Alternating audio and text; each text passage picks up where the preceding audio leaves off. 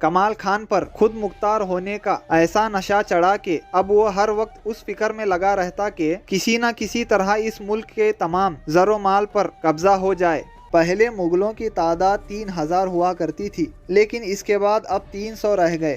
نجومیوں نے کمال خان دکنی سر نوبت کو بتایا کہ اس مہینے کے 15 دنوں تک اپنی حفاظت کرنا چاہیے، کیونکہ ستاروں کی گردش کمال خان کے حق میں مفید نہیں ہے۔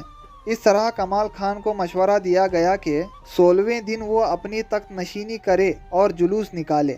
بادشاہ بیجاپور سلطان یوسف عادل شاہ کا جب انتقال ہوا تو سلطنت کی ساری باغ ڈور اس کے بیٹے اسماعیل عادل شاہ کے بجائے کمال خان سر نوبت نے سنبھالی، کیونکہ اسماعیل عادل شاہ ابھی عمر میں بہت چھوٹا تھا اور حکومت کا نظام اور سلطنت کا کاروبار اس کے بس کی بات نہیں تھی۔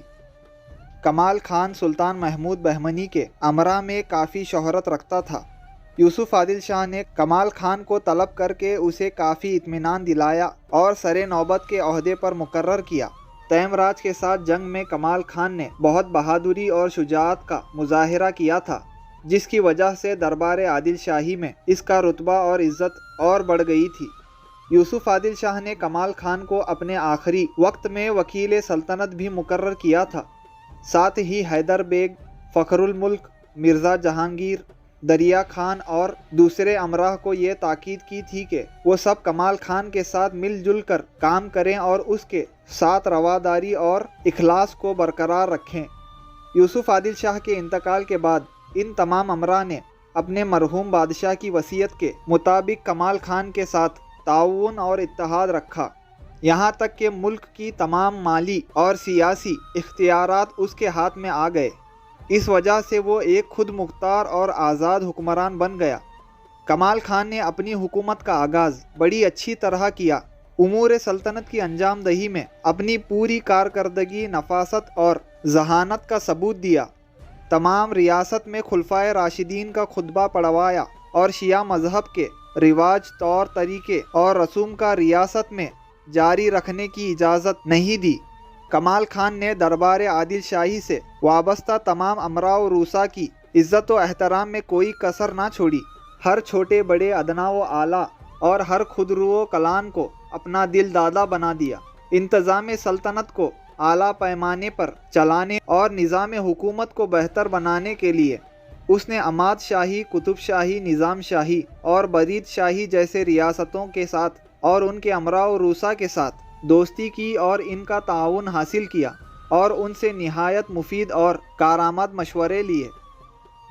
فرنگیوں نے قلعہ کودا کے قلعے دار کو رشوت دی اور یوسف عادل شاہ جب واپس آیا تو انہوں نے قلعے کو اپنی حراست میں لے لیا۔ یہاں تک کہ اسماعیل عادل شاہ کے آغاز عہد میں بھی اس قلعے پر فرنگیوں کا قبضہ رہا۔ کمال خان اور فرنگیوں کے بیچ ایک معاہدہ ہوا، وہ یہ کہ فرنگی کسی صورت میں بھی اپنی سلطنت کی توسیع کے لیے کوشش نہ کریں گے، نہ ہی انہیں عادل شاہی حکومت کے قرب و جوار میں کسی قسم کا خوف و حرص یا اپنا اثر و رسوخ پیدا کرنے کی اجازت ہوگی۔ وہ صرف قلعے پر قابض رہیں گے۔ عیسائیوں کی اس صلہ اور قرب و جوار کے امراء کے تعاون نے کمال خان کو امور سلطنت کی انجام دہی میں بڑی مدد دی اور وہ نہایت اطمینان کے ساتھ اپنے فریضے ادا کرنے لگا۔ ایک ہی سال گزرا تھا کہ فخر الملک اور دریا خان کا انتقال ہو گیا۔ کمال خان نے ان امراء کی جائیداد کو اپنے عزیز و اقارب، اپنے فرزندوں میں منقسم کر دی۔ اس طرح ان میں سے ہر ایک کا ایک الگ دربار بن گیا۔ اس کے علاوہ مرزا جہانگیر اور حیدر بیگ کی جائیداد کے چند پرگنے یعنی کاغذات بھی انہیں تحفے کے طور پر دیے گئے، یہاں تک کہ وہ تمام جائیداد و جاگیریں جو براہ راست عادل شاہی امراء سے تعلق رکھتے تھے، ان کی وفات کے بعد یا ان میں سے کسی جرم کے ارتکاب پر کمال خان اپنے خیر خواہوں کو تفویض کر دیتا۔ اس طرح کمال خان نے اپنے مختصر عرصۂ حکومت میں ملک میں اچھی خاصی حیثیت حاصل کر لی تھی۔ اب وہ ایک طاقتور حکمران بن چکا تھا۔ اس نے توسیع سلطنت کے لیے الگ الگ ذریعے پر غور کیا۔ کمال خان پر خود مختار ہونے کا ایسا نشہ چڑھا کہ اب وہ ہر وقت اس فکر میں لگا رہتا کہ کسی نہ کسی طرح اس ملک کے تمام زر و مال پر قبضہ ہو جائے۔ یہ وہ زمانہ تھا جب امرائے دکن کے نزدیک یہ بات قابل تعریف سمجھی جاتی تھی، بلکہ وہ اس عمل کو دکن کے حکمرانوں کے لیے ایک نیک فعل سمجھتے تھے۔ ایسی بہت سی مثالیں ہیں جہاں محکوم حاکم پر غالب آ گیا۔ اس کا آغاز تیم راج سے ہوا۔ جب وہ شیو رائے وجے نگر کے راجا کا فرزند جب بالغ ہوا تو تیم راج نے اسے زہر کے ذریعے قتل کروا دیا۔ اس کے بجائے اس کے چھوٹے بھائی نے حکومت سنبھالی، پھر یوسف عادل شاہ کی شکست کے موقع پر خود بھی ختم ہو گیا۔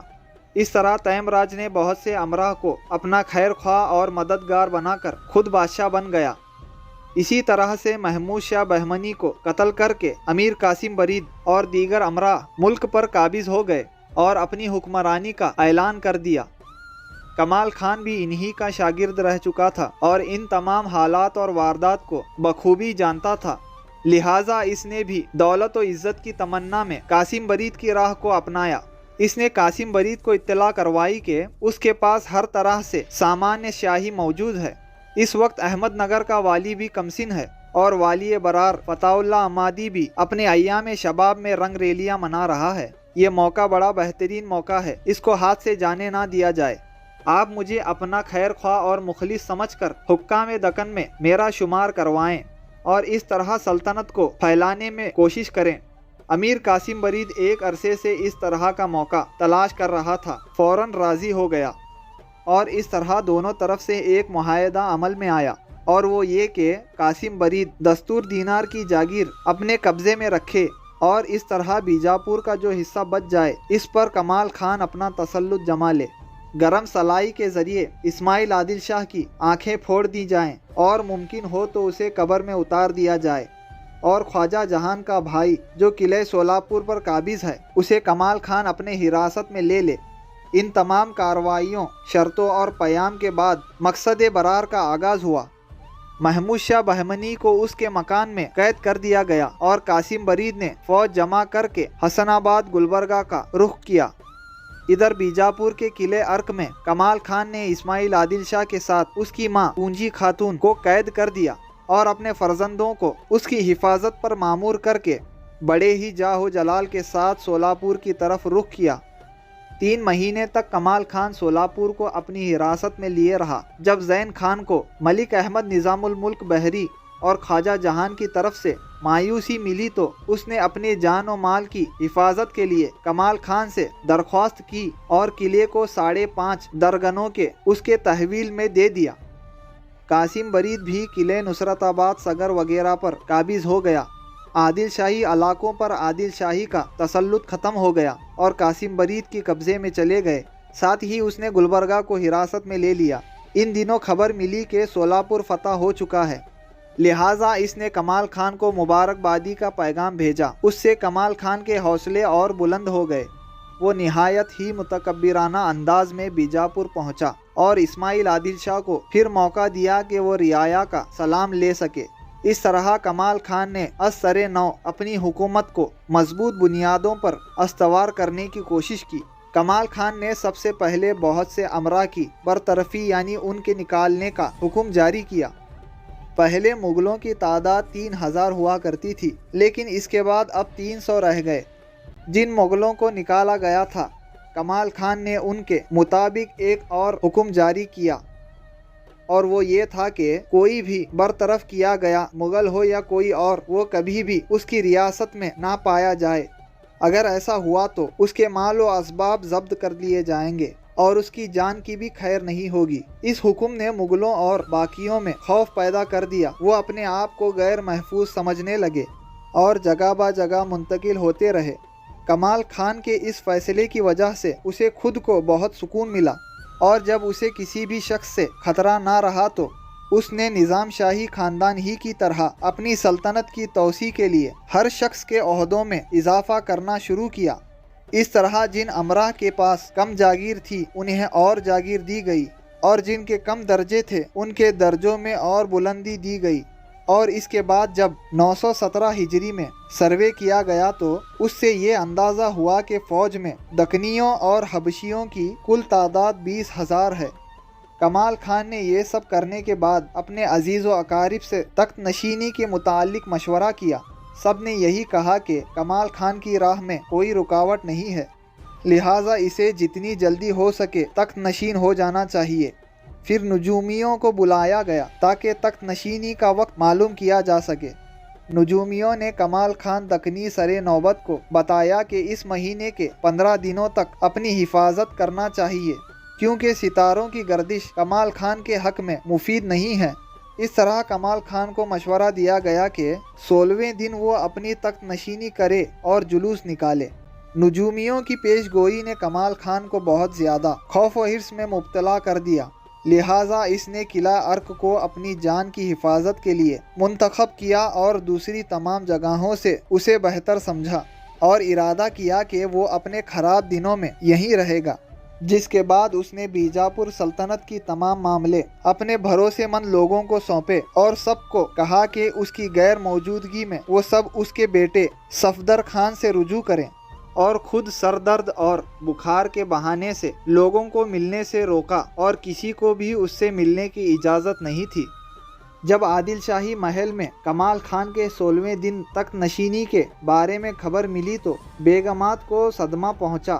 یوسف عادل شاہ کی بیوی اور اسماعیل عادل شاہ کی ماں پونجی خاتون کو ایک ترکیب سوجھی۔ اس نے یوسف ترک جو اس کے بیٹے کا غلام تھا اس کو بلا کر اسے بے ثباتی عالم کا سبق پڑھایا۔ اس نے یوسف ترک کو بتایا کہ انسان خدا کا بندہ ہے، وہ کسی نہ کسی طرح اپنے آپ کو خدا کے حوالے کرتا ہے، تو تم اپنی جان کی پرواہ نہ کرتے ہوئے کمال خان کو موت کے گھاٹ اتار دو۔ جس کے بعد یوسف ترک نے قسم کھائی اور اس کام کی تکمیل کو اپنے حق میں باعث صد افتخار سمجھا۔ اس نے کہا کہ اگر وہ تنہا کسی کے کام آ سکتا ہے اور اس سے ہزاروں کا فائدہ ہو سکتا ہے تو اس سے بڑھ کر اور کیا بات ہو سکتی ہے۔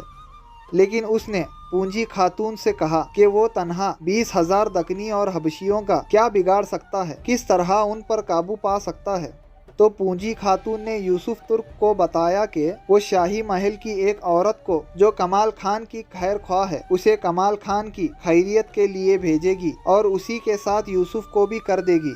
یہ عورت کمال خان کی طرف سے شاہی محل کے تمام پوشیدہ راز معلوم کرنے کی غرض سے متعین تھی، لہٰذا اس کو کمال خان کے پاس بڑی آسانی سے بھیجا جا سکتا ہے اور ایک ایسی ترکیب سے کام لیا جا سکتا ہے کہ حریف خود یوسف کا استقبال بھی کرے اور خود پان بھی پیش کرے۔ لیکن یوسف کو بڑی ہمت اور جرت سے کام لینا ہوگا اور اس کو خنجر سے مارنا بھی ہوگا۔ یوسف نے اس بات سے اتفاق کیا۔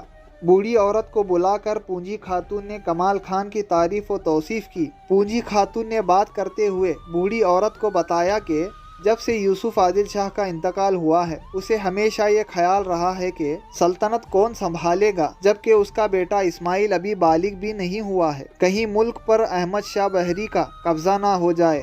لیکن خدا کا شکر ہے سب ذمہ داریاں کمال خان نے سنبھال لی ہیں، اب کسی قسم کا کوئی خطرہ نہیں، اور کمال خان کو پونجی خاتون اپنے فرزند سے بھی زیادہ پیار کرتی ہے۔ پونجی خاتون نے بوڑھی عورت کو 12,000 ہن دیے اور کہا اسے کمال خان کے سر سے اتار کر خیرات کر دو۔ بوڑھی عورت تھوڑی ہی دور گئی تھی کہ پونجی خاتون نے اسے بلا کر کہا کہ یوسف ترک کو بھی ساتھ میں لے جاؤ، کیونکہ یہ حج کا ارادہ کر چکا ہے، مگر اسے ڈر ہے کہ اس کا حج اس وقت تک قبول نہ ہوگا جب تک کہ کمال خان اس کو خوشی کے ساتھ اجازت نہ دے دے۔ تمہیں چاہیے کہ کمال خان کے ہاتھ سے اسے بیڑا کھلا کر رخصت ہونے کی اجازت دے، اس طرح اس کا مقصد میں وہ کامیاب ہو سکے گا۔ انعام کے طور پر بوڑھی کو ایک بہت بڑی رقم دی گئی اور اس طرح یوسف ترک اس کے ساتھ ہو گیا۔ بوڑھی عورت کمال خان کے پاس حاضر ہوئی اور نہایت خوشی کے ساتھ پونجی خاتون کی گفتگو سنائی، یوسف کے حج کے ارادے کے بارے میں بھی بتایا۔ جس رقم کو لے کر آئی تھی اسے کمال خان کے سر سے اتارا۔ کمال خان کو پونجی خاتون کی یہ ادا بہت پسند آئی اور اسے اس کی طرف سے غداری کا کوئی شک نہیں رہا، لہٰذا کمال خان نے پونجی خاتون کی خوشنودی کی خاطر یوسف کو اپنے پاس بلوایا اور اسے حج کے متعلق نیک ارادے اور جلدی واپس آنے کی ہدایت کی تاکہ وہ اسے امراہ میں نمایاں مقام دے سکے۔ یوسف ترک نے بڑی ہی غور سے کمال خان کی باتیں سنی اور بڑی دلچسپی کا اظہار کیا، اور اسے دیکھ کر کمال خان نے یوسف کو اپنے پاس بلایا اور پان پیش کرنے کا ارادہ کیا۔ دکن میں پان چادر پھیلا کر لیا جاتا ہے اور یہ طریقہ اس ملک میں بہت مقبولیت رکھتا ہے۔ यूसुफ ने अपने दोनों बाजू चादर के निचले हिस्से में छुपाकर पान लेने के लिए बढ़ा। ऐन उस वक्त जब कमाल खान पान चादर में रख रहा था, यूसुफ तुर्क ने निहायत जुर्रत के साथ एक खंजर उसके सीने में घोंप दिया, जो दूसरी तरफ से पार हो गया। इस तरह कमाल खान को कत्ल कर दिया गया, जिसके बाद महल में जंग का माहौल बन गया। पूंजी खातून और इस्माइल आदिल शाह और उसके साथ उसकी मुख्तसर फौज ने बहुत बहादुरी दिखाई, जिसके बाद कमाल खान के बेटे सफदर खान को भी कत्ल कर दिया गया और सब फितनों का माहौल खत्म हुआ। और जिसके बाद जाकर सुल्तान इस्माइल आदिल शाह बीजापुर सल्तनत का दूसरा बादशाह बना। इस्माइल आदिल शाह के बारे में जानने के लिए हमारे साथ जुड़े रहिए। हमारे चैनल को सब्सक्राइब कर दें और अगर वीडियो पसंद आई हो तो लाइक और शेयर करना ना भूलें।